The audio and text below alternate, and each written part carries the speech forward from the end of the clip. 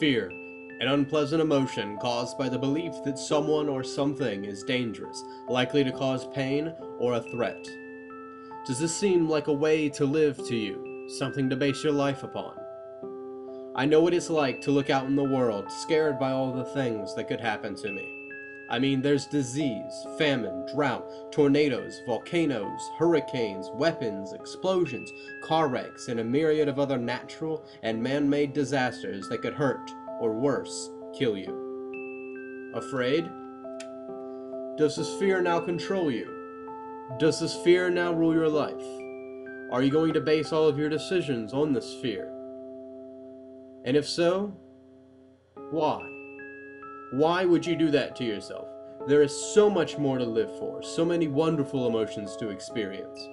Fear should be nothing more than a single emotion, healthily experienced and kept in check and not dominant like every other emotion. Fear should be a factor in some of your decisions, but not the only one.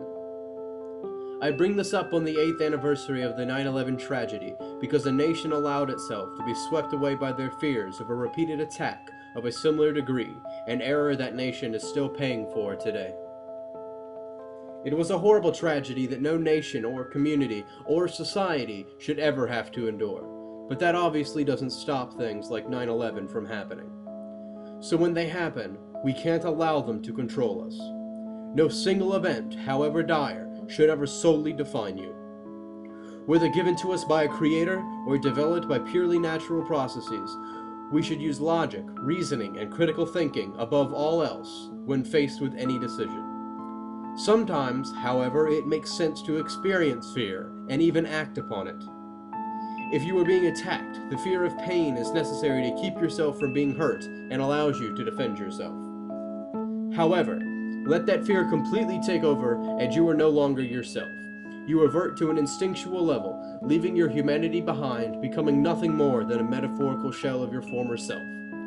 I say this not to make you fear an existence based on fear.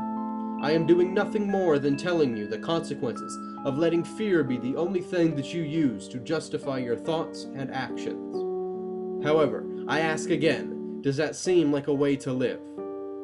Whether it comes down to people trying to convince you that the government wants to kill your grandmother, or people trying to convince you that you'll go to hell if you don't do as told, or people trying to convince you to believe anything by appealing to fear and trying to get around your ability to think rationally, know this: the only thing we have to fear, the only thing we truly have to fear, and I cannot stress this enough, the only thing we truly have to fear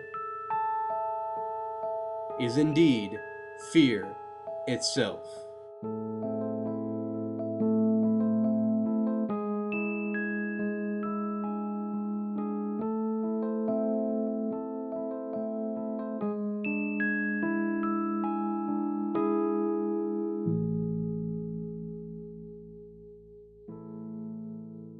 This great nation will endure as it has endured, will revive and will prosper.